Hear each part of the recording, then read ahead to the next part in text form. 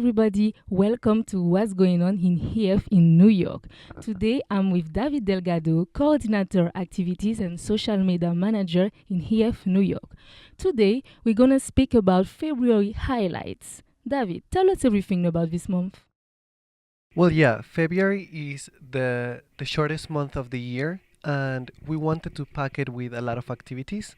So we have different events. We have on-campus activities, we have off-campus activities, and we have suggested activities. Um, so let's talk about the off-campus activities first. We want students to experience the best of New York City. So starting the month, we're going to have a Rangers Maple Leaf game. That's ice hockey. Ice hockey happens to be very popular in the Northeast, and is the New York team against the Toronto team. So it's like a very big um, team against team. It's like the Real Madrid, Barcelona of ice hockey. So we're bringing it to our students. Then we have the Nets Rockets. That's another sport. It's a basketball game that we're going to have in Brooklyn. And for Valentine's Day, because Valentine's Day is very cultural in the US, we have two options. We have Wicked, it's a Broadway show, very popular, and we have a Knicks game. That's also an NBA basketball game. At the end of the month, we're going to have Anastasia on Broadway. It's a fairly new Broadway show, very popular. Um, and that's the off-campus events. Then we have stuff going on campus. We have our local talent show. It's called EF Got Talent. Students sign up. They can sing, they can act, and they can win prizes. So that's really cool. We have a ping pong tournament too, a pool tournament, and in addition to all of that, we also have weekend trips. So we have excursions to different East Coast cities. We have one to Washington, D.C., then we have another one to Boston, and we're doing Atlantic City. Have you heard of Atlantic City? Yes. That's like Las Vegas of the East Coast. So we also have Yes, a I trip know. to Atlantic City. And at the end of the month, we have a Philadelphia one-day trip. So we have a lot of stuff going on in a Yes. very short month. I think I'm really excited to do that. Nice. So, how can you sign up for these activities? Okay, so here in the back you can see that we are at the activity center. Okay, Mhm. students can come and they can tell us the activity they would like to do. They can pay cash, credit card, or they can purchase something called activity vouchers. Okay, you can buy activity vouchers back home in your sales office before coming to New York, or you can sign up into a computer, use MyEF, buy activity credits, and you could add any amount of credits and sign up through my EF app. So it's very Okay. easy. Yes. Now you know. So, Activity Center waiting for you. So, thank you for this Thank interview, you Levin guys. Delgado, and see you the next time. See you guys. Bye.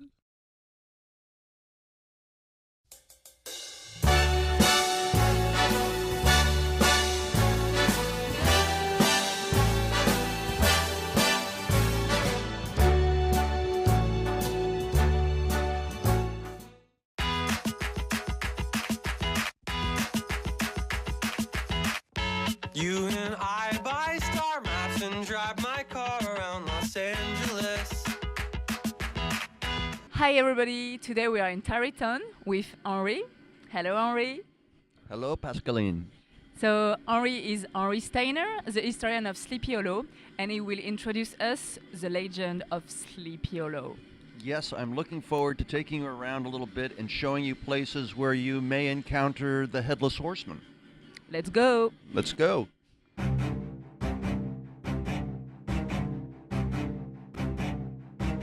Okay, Henri, can you explain to us where we are now?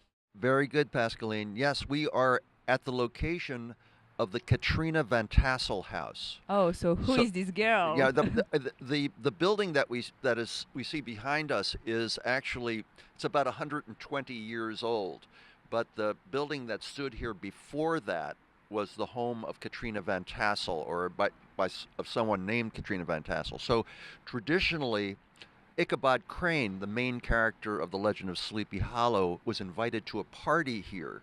Oh, like a party. Yeah, and he really wanted to marry Katrina Van Tassel, so he was very excited to be invited to her home. And he came here, and there was a big party of all the farmers from the area, and he heard a lot of stories about ghosts and the headless horseman, of course. And Ichabod, who was a very superstitious man, he believed in ghosts. He was frightened by these stories. He was listening to all this, and by the end of the night, he decided he was going to ask Katrina to marry him. And She was the love of his life. she was well. Yeah, he really wanted to be married to her because she seemed to be the daughter of a very prosperous farmer. Awesome. That's very love. So anyway, but she turned him down. She said no way, Okay. and sent him home. So this is the point from which he left that fateful night when he was going to meet the headless horseman. Okay, and in which year it was? Well, this is around the time, a little bit after the American Revolution. So this would have been sometime in the 1790s. That time frame. Okay, so let's see what happens to Ichabod after Yeah, that. let's see what happened to him.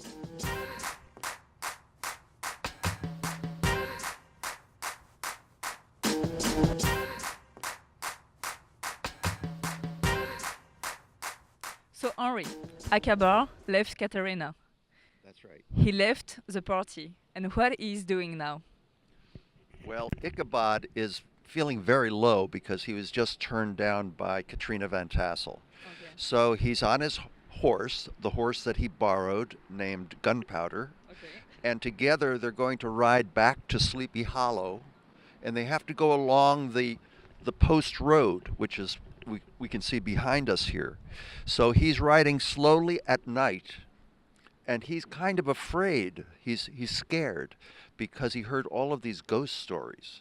And as he rides along, he passes a tree called Andre's tree, and that's supposedly where Major Andre, who was captured right at the site here, a British spy by the name of Major Andre, where the story goes that his ghost comes to haunt the area at night. So he gets by Andre's tree and he goes on to this little bridge over a stream. And as he's crossing the bridge on Gunpowder, he looks over into the shadow and sees this figure on horseback. And he realizes that the figure does not have a head. It's a headless horseman. And so with that, he takes off and he's trying to get away from the place, and the headless horseman goes galloping after him. So that's what occurs at this place in the story. So, and do you think Major Andre could be like the ghost? It could be him. Well, the headless horseman is actually the ghost of a Hessian soldier, a German soldier, who was the German mercenaries were fighting alongside the British in the American Revolution. So the headless horseman is actually a headless Hessian soldier whose head was removed by a cannonball.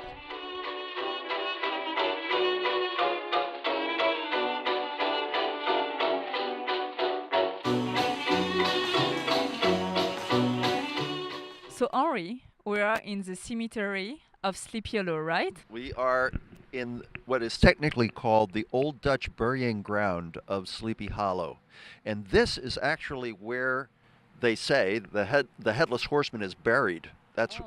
so he tethers his horse near his grave in the Old Dutch Burying Ground, and he rides out each night to look for his head, Wow. which he has lost. Do you know which location exactly? Well, I imagine he was somewhere near the church. We can see the church over there, so it would be probably fairly close to the church itself. And so he died in some kind of battle of the American Revolution and was buried here. And so his ghost haunts this area in the years after the American Revolution. And Ichabod, who we last saw, riding away from the headless horseman, trying to get away from him, was actually trying to get down towards the church, because right in front of the church there was a bridge.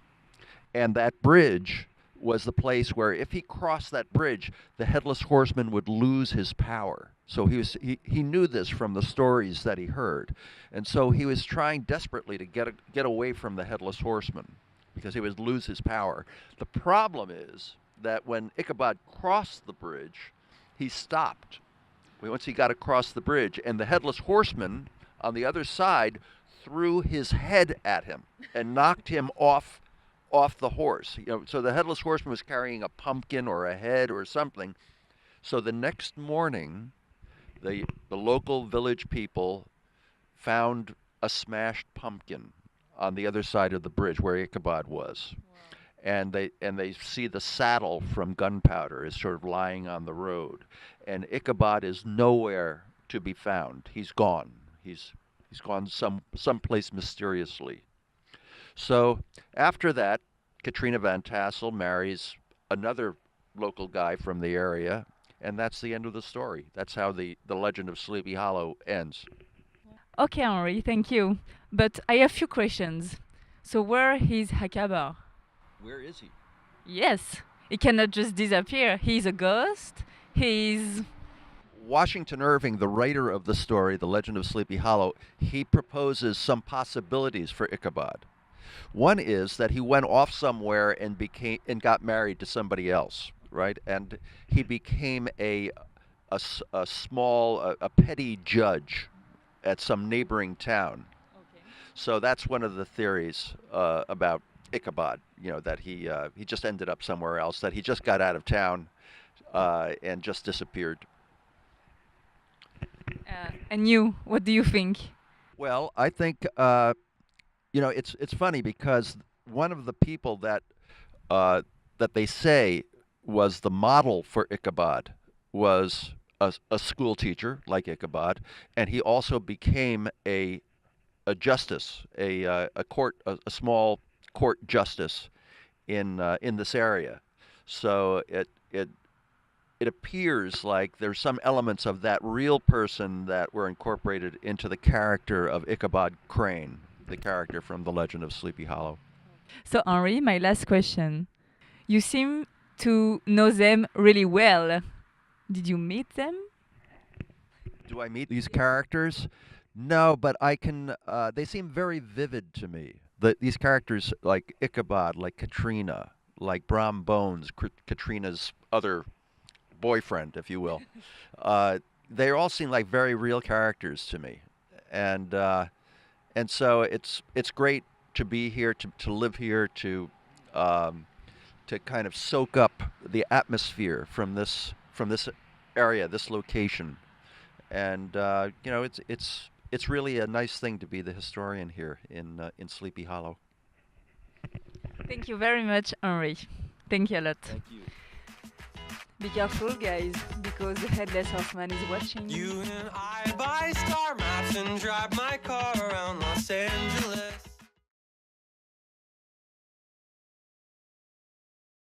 I come from near Barcelona, so I can say it in Spanish and in Catalan if you want. So in Spanish we say like te quiero, and in Catalan it's te estimo. Te amo. Ti amo. In Russian, we say "Я люблю тебя." Te amo. In Italian it's ti amo, and in German it's ich liebe dich. Min egen taptibben. Eu te amo. Probably the Russian one. The way what they pronounce the R. American Southern accent. And why that? I think it's very beautiful. It sounds very nice with everything, so I love it a lot. I like Portuguese one. It's pretty cute.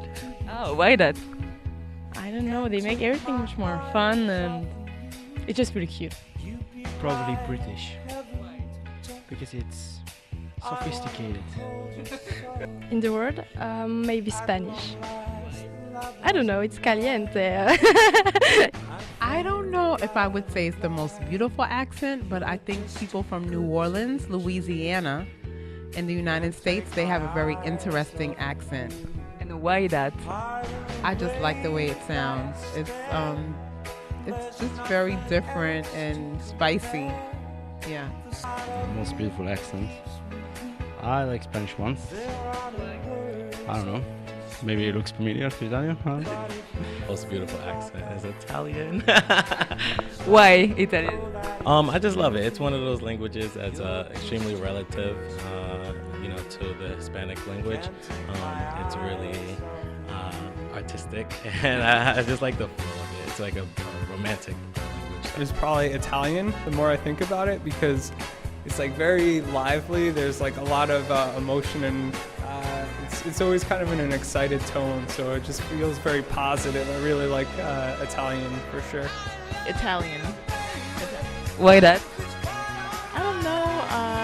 I just feel like it's a very romantic language. Just the way they speak, it sounds nice. Sounds pretty. I like it. What do you think about Italian boy?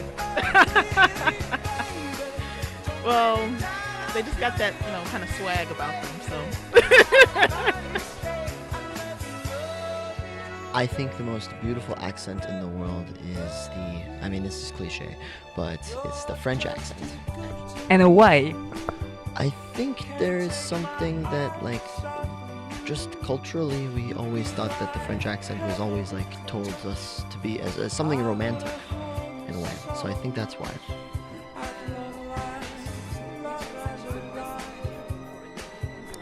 I think French, because you speak softly to me. Yeah, I think it's French. It's a French accent because it flows, it's smooth, it's sing-songy, it's just beautiful. It doesn't stop, it just goes on and on. French. French. I don't know. I think it's amazing to have that sweet, accent. Oh, French. For me, French is the best. I have to say it's the French. Why? I don't know. I think it's because even if you say something like dirty, it sounds exquisite. It's pretty cool. Well, I love American accent, but if I have to say one about love, I'll say French. French, of course. Why? I don't know.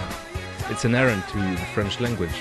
Be hot to other people, I guess. Je t'aime. Je t'aime.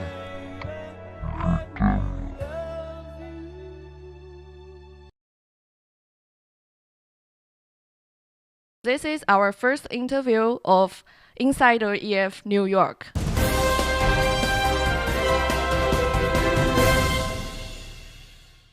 Cause I put it down like that, down like that. And I'm making all these racks, and I'm moving round. When did you decide to become a teacher?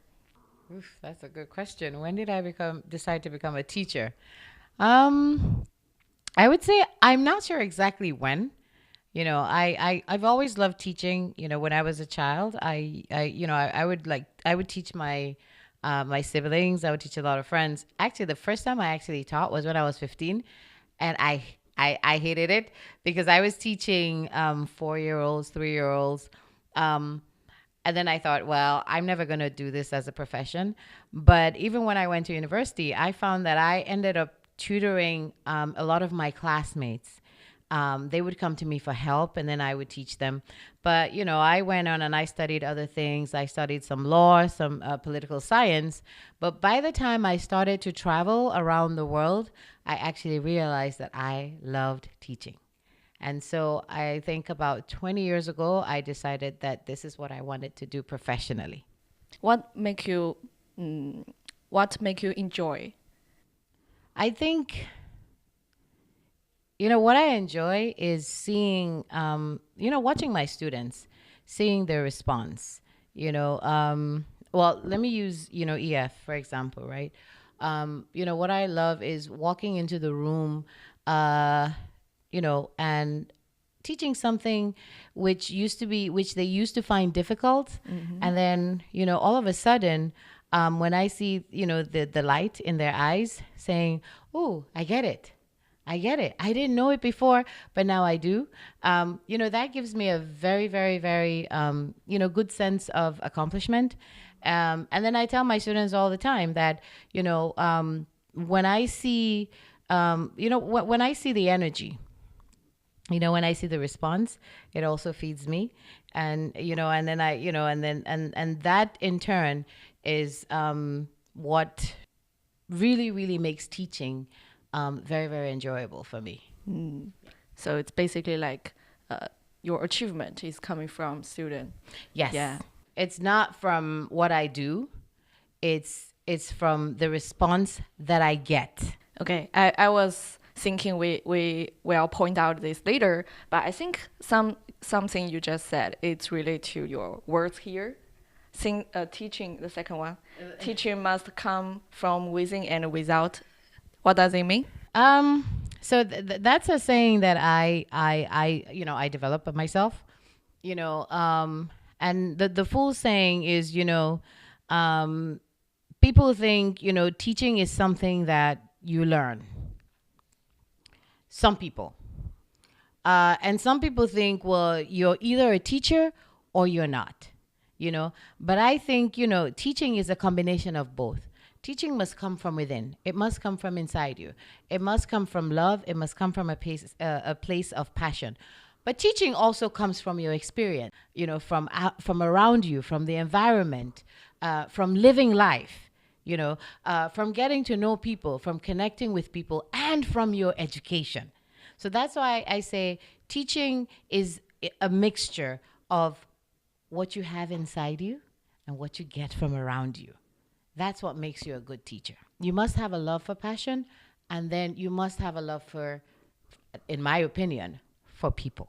Speaking of EF, you've been teaching here for 4 years. So what do you like it the most?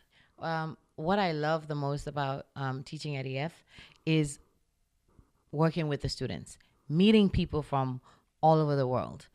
I've met, I don't even know how many people I've met, but I always say that there's no part of the world that I can visit now that I wouldn't know somebody, and that's from working at EF. I would never have that, if I had worked somewhere else. And the second thing that I love about working at EF, the people that I work with. I work with some of the most beautiful, and I mean internally beautiful as well as externally beautiful, but I work with the most beautiful people, that I've ever met. So it's a combination of the students and some of the people that I have been blessed to work with. So based on your observation, what is a special feature of EF students, compared to other international school or university? I would say open-mindedness. That's, to come here, to leave their countries and to be willing to come here, to spend some time here, requires some level of open-mindedness. So what I like about them is, is their open-mindedness. They're willing to meet other people, to learn. And for a lot of the students here, I think the best thing about being here is the experience that you get, from learning to live with. There's no better education. There's no other way to know about other countries, to know about other cultures than living with people from other countries. So I think for me, that's the best feature of the EF students is their willingness, to come here and to get to know other cultures and form relationships with people from so many different religions, different countries, different cultures. They have different traditions, different belief systems, but they're very, very willing to, to learn. She's talking about us. Yes, I am. I am. Is there anything dissatisfied you in EF? Is there anything that dissatisfies me in EF? To be honest, let's be honest. Nothing is ever perfect. That's the truth. If I said, EF is perfect, everything in EF is perfect, you would know that I'm lying. Yeah, but what? And everybody would know that I'm lying. So nothing is ever perfect, But I think what it is knowing that nothing is ever perfect, you celebrate the things that work, and then the things that you feel could be better, you try to do something, to improve. Let me give you an example. Students, say all the time that they came here to learn English, right? But they also came here to learn to interact with English speakers, native English speakers, with Americans, on the street. So, and I understand that. So I feel like maybe that's something that we can work on, even more. I know, we've had some programs where we try to connect students with New Yorkers so that they can actually, get the opportunity to practice English in real life settings. So, and the response was very positive. So, are there things that we could do better? Of course, every institution, every company, could always improve on its services. So, so I'm not going to say that, yes, that I'm dissatisfied. I just feel like every company, every organization, there are things that can be improved, and, and there are things that we can continue to work on. So that's something that I would like to see us work on. We've heard some rumor, like because of your career choice, you may not stay in here for quite a long term. I don't think I will ever leave. Well, I mean, as long as EF agrees with me, I would not like to leave EF completely forever because, EF is a relationship. There's so many people, there's so many products, there's so many, branches all around the world. So I would like to always have some connection on a certain level with EF. But having said that, I think that my time in EF, full time is done. It's been a great experience. It really has been. But it's time. There's always a time to move on. And the reason for that is because I have a bigger passion. I've always had a bigger passion. And my passion has always been to make a difference. And I think, as you all know, I'm African.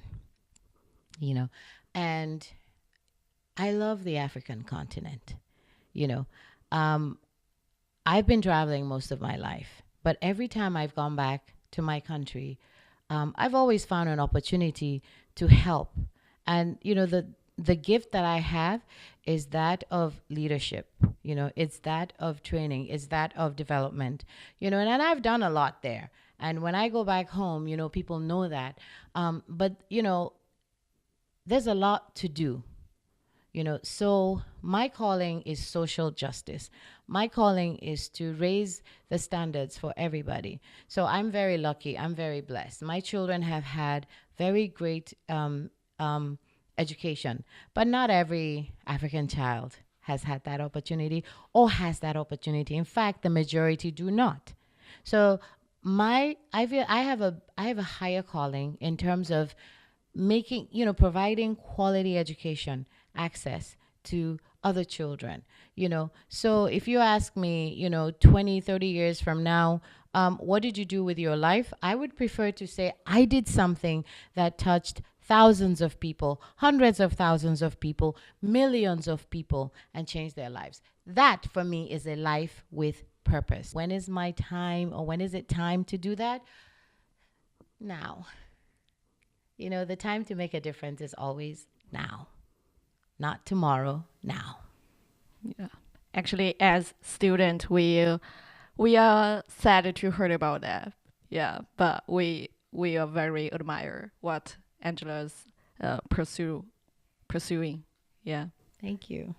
Before we move on to talking about Angela's life, personal life, we are going to show the video to Angela now. As friend of Angela, when you think of her, what kind of hashtag come out to your mind? I would choose hashtag strong and educated woman. Oh my God. Hashtag caring and loving mother. Oh my God. And hashtag great teacher. Are you guys Angela and I hang out a lot outside of work, so we'll go and maybe have a glass of wine together, or we celebrate each other's birthdays, and it's not, not really a funny story, but we went out to dinner one night at a Mexican restaurant, and all of a sudden they closed off the streets because there was an accident. And so we were trapped in the restaurant. We couldn't leave because the roads were closed both ways. So we decided, oh well, we'll just stay and have another glass of wine, and until the road clears. So, but it's always fun hanging out with her. Do you consider her a good joker? Like when she... Oh, absolutely. Yes. She jokes a lot. And can take a joke. So, if we're teasing each other, she hangs out a lot with us in the activities department, and we're kind of like a small family. So we all joke around with each other. So she can take a joke, and she can dish it out as well. Very casual, very flexible, very easygoing. I love her. But at the same time, she's bright and charismatic, and she knows her stuff. She is sharp as a whip, and she knows what she's doing. When I think of Angela, I think of someone who is deeply committed to teaching and their work, and someone who is also very passionate about things. I know that for a fact. I think Angela is a very innovative person. She really likes to kind of take ideas from all over the place and put them into her teaching, but not only her teaching, also into her life.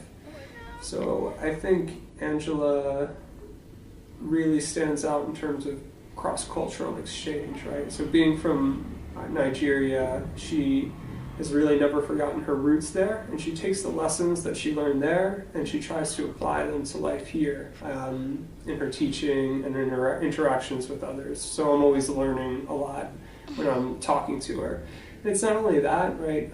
Sometimes people, when they move countries, they kind of forget about their home and try to just integrate into the new society. But I think Angela actually always kind of looks back and she thinks about how she wants to take the lessons that she's learned here and kind of apply them back home and kind of make her home a better place too. So I think she's really very dynamic and has a very strong worldview. She's a real citizen of the world, I guess.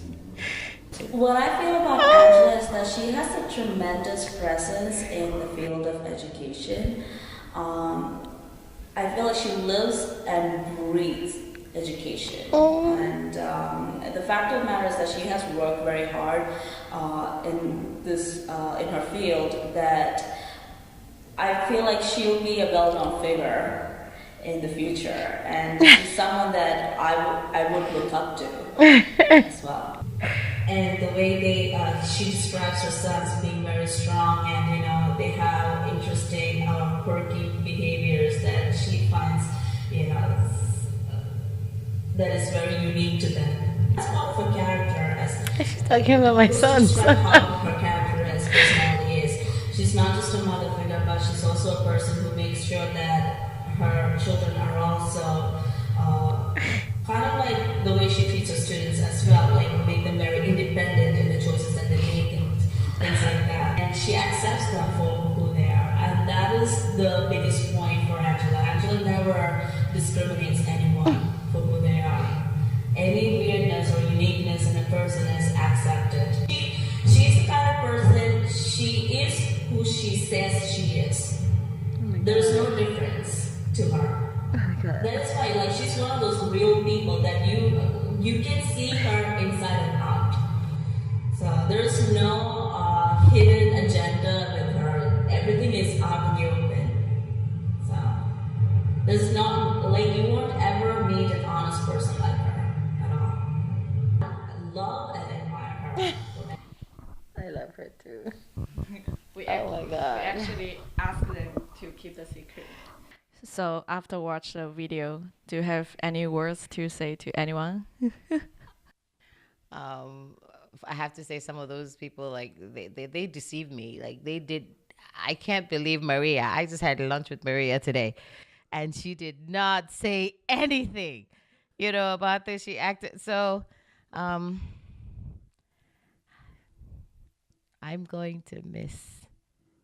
really, really going to miss them. It's priceless. You guys don't know what you've done here it's priceless. This is a gift. We want to do that. Like, this is a gift. You just gave me a gift. A most beautiful gift. Beautiful, beautiful, beautiful gift. So I love and respect them all. And a lot of the other teachers who are not here that I've had, I've shared so many different wonderful, experiences with. But I really want to say, Maria, Deborah, Layla, Quinn, and Elizabeth, thank you. Thank you so very much. Thank you. Okay, let's move to talking about your personal life. Yeah. Is anything easy? we start to make it easy. Okay. Yeah, after the emotional part. Okay. Yeah. Yes. How do you enrich your life? I have a lot of passions. First of all, that's, if you ask my husband, that's the one thing he loves about me, and he will not admit it, but I think that's all the thing that he hates. That he hates the most about me is that, I've always had a lot of passion, and I always want to do things. I always want to do so many different things. So, and I've, from when I was a kid, I wanted to start a gymnastics club. I did, I was a track star, an athlete, runner. I've always loved writing. I've always loved teaching. I've always loved socializing with people. There's just so many things. I have so many passions. What is the most weird thing you've done? Most weird thing I've done? Most strange thing.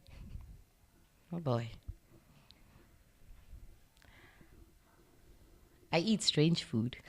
So it's like Chinese people? Yeah. I mean, I can eat anything. So what a lot of people cannot eat, I can eat. So I would say eating weird things. That's probably the most weird thing I've done, because I eat practically anything. Okay, wait. Have you tried insects? Yes. Have you tried the pig brain? Yes. Good brain? Yes. Have you tried the chicken feet? Yes. Wow. Yes. Yeah. Yes. Angela is the only person that's eating chicken. Yeah. Yes, I have. Only one. Yes. Every time when I'm talking about this, everyone's like, "Ooh, disgusting." No, I will. You know what? I always say, how do you know you don't like it if you don't try it? When you say, "Oh, I don't like it. Did you try it?" So I always keep an open mind. I have to try it first before I can determine if I like it or not. So I will try it. I love you.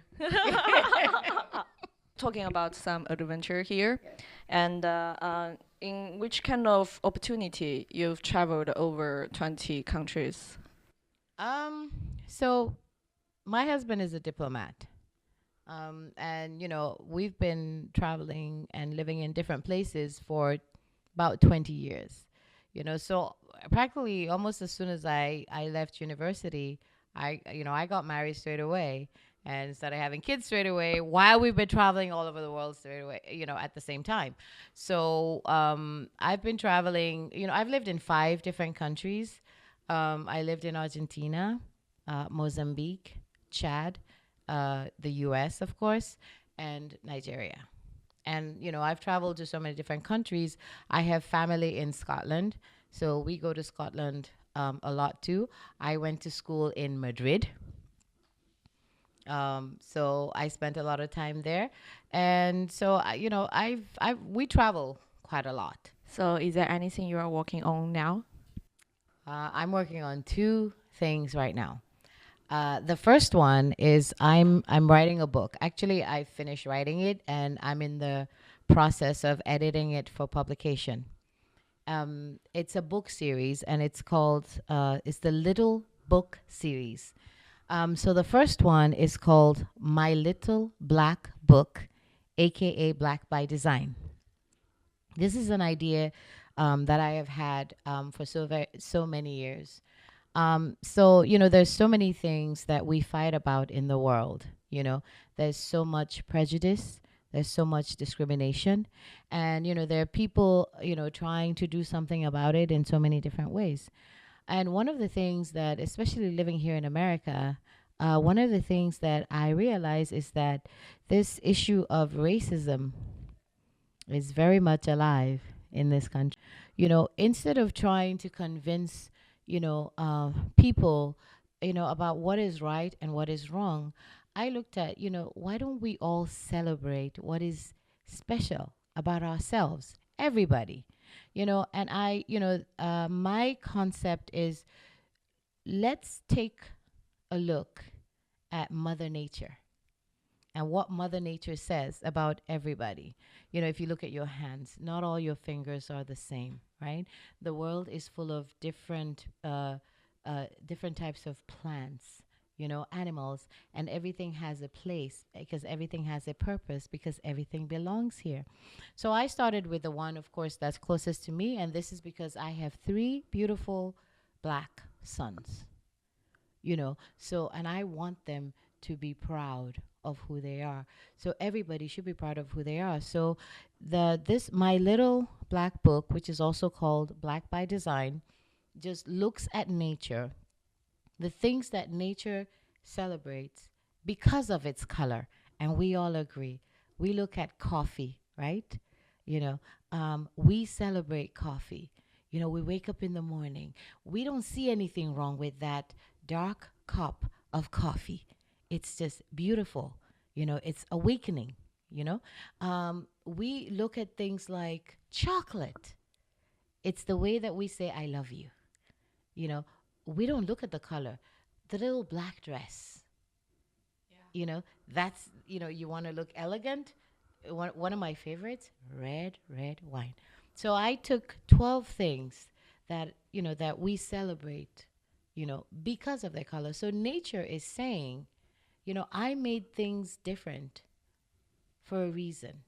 So my approach is, let's look at the things to celebrate within ourselves.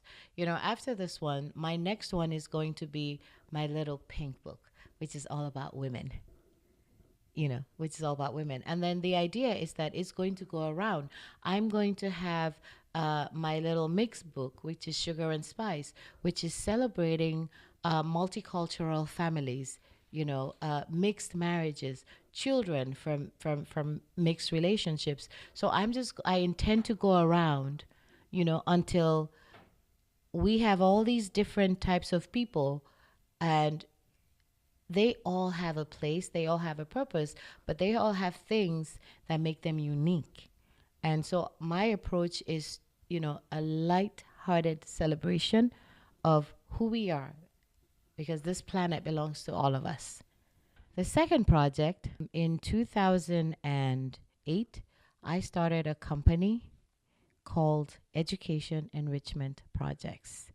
And just like the name, the idea is to come up with programs that support education and make it better. So, from 2008 to about 2009, actually 2007 to 2009, I was partnering with banks, financial agencies to train teachers, in Nigeria. And then I was also building schools, international standard schools. And then I moved here in 2009. But even from here, I continued that work while I was there. Well, now I want to go back to that. And so I'm actually creating a magazine, a professional development magazine for schools. I went back and I noticed that in Nigeria, the situation is worse. Most teachers cannot afford to develop themselves. We had a governor who, he was trying to do the right thing, he gave teachers a basic test and they failed it. They failed the test because the training that they're receiving is not the quality that it should be for the children of this generation. So 21,000 teachers failed and 21,000 teachers were fired. That is not the solution. Because if you fire 21,000 teachers, you will hire 21,000 teachers who have the same quality. So I can go back and work with schools and also work with the government in trying to improve the quality of education there. Among all your kids, who eat the most? Okay, don't tell him I said this. Two of my kids don't eat a lot, Martin and Malcolm. So Michael, the middle one, eats more. But that's why he's the healthiest one. Who is the most charming teacher in EF New York? Oh my God. That's like Brian Meany. Why? He's very funny. Like he's so much fun. So yeah, so I would say Brian Meany. You heard Brian Meany. Name one food you like in Ritaho. Fish. Okay.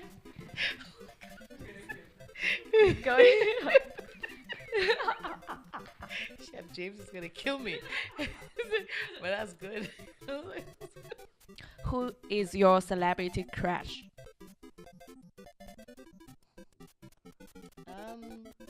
You know the guy that shoots the arrows in the Avengers? The name? You don't know? He's my celebrity crush, and I don't even remember his name, but him. Okay. Yes. We'll type it later. You type the name. You put the name. Yeah. Yeah. Okay. Name one animal you are afraid of. Snakes. What do you read when you are on the toilet? My phone. So good. What song do you sing when you are taking shower? Oh, I sing everything. Today I was just singing, I like shapes, push a pull like a work of rain. My conscience pressing rain. I'm in love with the system. That's that you were in my class. My conscience, It's like, yeah. Thank you very much for Angela joining us today. We've got so much wise words here, and I don't think we can put them all on the board anymore. And it's always a pleasure to have you teaching us. It was, you know what, thank you for shocking me today. Thank you very, very much. And I just want to say one thing to my students here. My life will never be the same, since I met you all. And to my colleagues at EF, you guys are pure gold.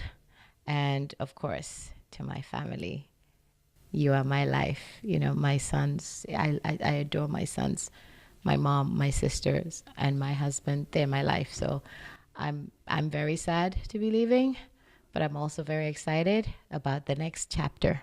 But to all of you, I really want to say thank you. Thank you for an amazing 4 years that I will never, ever forget, and memories that I will take with me forever. So thank you all very much. Thank you, Angela. So that's all for our first interview of The Insider EF New York. I'm feeling. See you around. Bye. Hello everybody, I'm Alexia, and today is the first weather report in EF New York. It's cold or it's hot outside? Are you ready?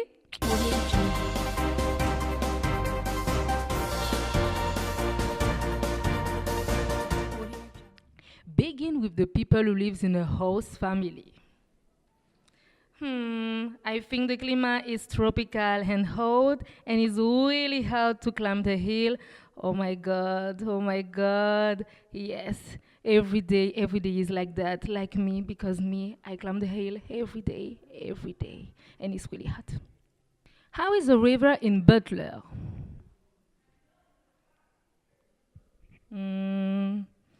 There is a heat wave, I think. Yes, I think it's crazy hot. My God. Oh my God. People have to be a strip. You realize that? Oh, yes. So I have an advice for all people. You have to drink a lot of water to avoid dehydration because it's not good, Good luck. Oh, yes, it's not finished. Oh, she take off all the clothes. She gonna do that? She's gonna do that? Oh, no. Sorry. Now we are going in a kindergarten in Ursula and St. John building. Everything is funny, people dancing, people twerking. It's like spring break, yes. Oh, yes, cool. Oh. Don't use fake ID, people. It's illegal. So, what's going on in Gaines building? Oh, it's foggy. A lot of smoke. Yes. Oh, someone in Insider confirmed me there are a high rate of pollution in Gaines. Oh my God, you have to put your mask on. I think it's necessary. Oh, you can transfer the smoke in San Francisco. In Girard building, the river is really rainy. I think maybe it's due to the relationship between baby and old people. So I think, baby, you have to calm down after 10 p.m. because the old people want to sleep. As you see, the river is EF New York is like a box of chocolate. You never know what you're gonna get. It was Alexia for EF Insider. I let you with some images from the Super Bowl in Philadelphia. By the way, congratulations, Eagles. Bye. Hi everybody, this is Pascaline from Philadelphia, and this is the Super Bowl. This is just super insane in the street. Everybody's here, so I just like to see you, the atmosphere.